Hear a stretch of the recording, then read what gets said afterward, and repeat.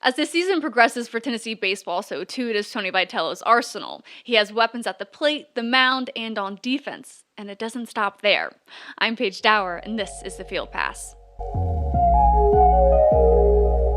You know how in the offseason and during training camp, you'll see these reports, you'll hear from coaches that they've got tons of depth, they got a loaded roster, and it builds all of this excitement for the regular season just for those players to not fully develop and take on more of a complementary role. Happens all too often, right? Well, for Tennessee, that player's potential, it's starting to be realized and across the board. That's why they're able to win in so many different ways, and that was especially true this weekend against Missouri. Take a look at game 1. It was all offense. Game 2 was defense. Game 3 was pitching. And when Tennessee's not getting its usual offensive production, the weight of the games often shifts to the mound. And it's in the bullpen where the players' potentials are starting to come to life. I think the depth is expanding. And you got Marcus Phillips and Andrew Banke who are fresh, and yet they've thrown a bunch lately down there in the bullpen, and we trusted them if something were to go hairy with Kirby, or that game kind of had the feel of like potential extra innings. You could trust those two guys against righties or lefties, and if the game's on the line too. So a couple other guys have put themselves in a position where maybe they're now on the active roster and weren't, or got a pitch development and can do things like that. So I think more than anything, it just, for whatever reason, it wasn't a weekend where a lot of runs were going to be scored. Fortunately, our guys, had a little bit of explosiveness to them on Thursday, but our guys did what they needed to do to win, and a lot of it had to do with the pitchers doing their deal. So now that we know this team can win in all three ways and it has depth that's continuing to expand and evolve, what did this series teach us? They're poised for postseason success. We know Tennessee has an explosive offense. They've outscored their opponents by 270 runs. But this weekend put them in a different scenario where game 2 and 3 were decided by 1 run in each of those games. Tennessee's only experienced that 2 other times this season, and it came against UNC Asheville and Southern Indiana. So interestingly, a downside to Tennessee's offense is that they're not often in these close margin games. But where you're almost guaranteed to experience that is in the postseason. And after this series, Tony Vitello told them that it helped them determine how much cinnamon to use. I can't cook worth a crap. My dad can, but you probably figure out there's a little too much cinnamon. You take some out, or a little too much butter, or whatever it might be, and you make adjustments. So I think, the fact that we've now played in a bunch of different games, I think our guys can kind of do that as we put together our best recipe. Because it's nice that we've won some games, but I don't think we're there yet. I think the players would say the same thing. I think I earned a couple of follows on YouTube for getting that soundbite in there. Please subscribe.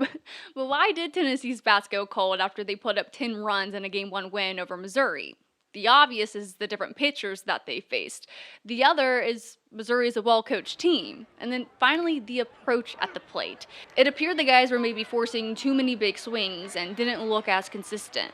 Tony adding that he sensed some frustration from the guys, which can translate to swinging at bad pitches. And while the frustration may get in the way of hits, the mindset's always the same. No, it's no matter the score, it's the same effort, it's the same intent, just get the job done. A lot of fight. Everyone's there. Next person in line is always there. 1 through 9, the power that we show, you really just don't want to make any mistakes over the middle of the plate. And then whenever that pressure's on you, you feel like you have to make perfect pitches. And then you might leak a slider back over the middle of the plate that can get hit over the fence. So I think the way we're swinging it right now is really good.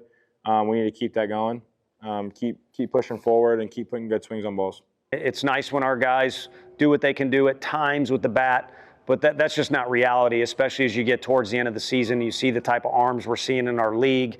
There'll be moments, where our offense is explosive.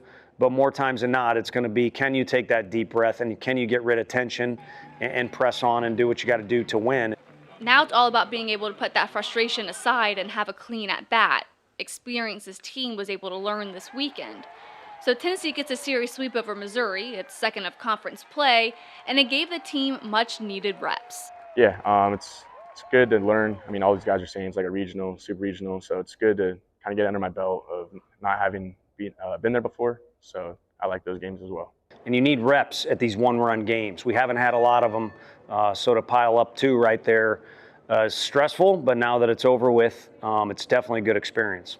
And one final thing we learned this weekend is that Tennessee has an outstanding athlete on the mound, if you weren't already aware, and apparently the Tigers weren't on Saturday. I don't know why they tried to bunt on him. He's an athlete, so that was really cool there in the last inning. But yeah, he bogged down and got the things out, and that's what he's been doing ever since he got here. So really proud, and have a lot of confidence when he comes in behind me. I am one. Are you happy they finally realized? I'm a way better athlete than Coach V. Learn something new every day. And if you're watching on YouTube, take a peek over my right shoulder. Yep, that's my Patriots, and they have a new VFL in the building. All of that on Wednesday. Please like, subscribe, follow wherever you're listening or watching. It does a lot to support me, and I appreciate all of it. Talk to you guys Wednesday.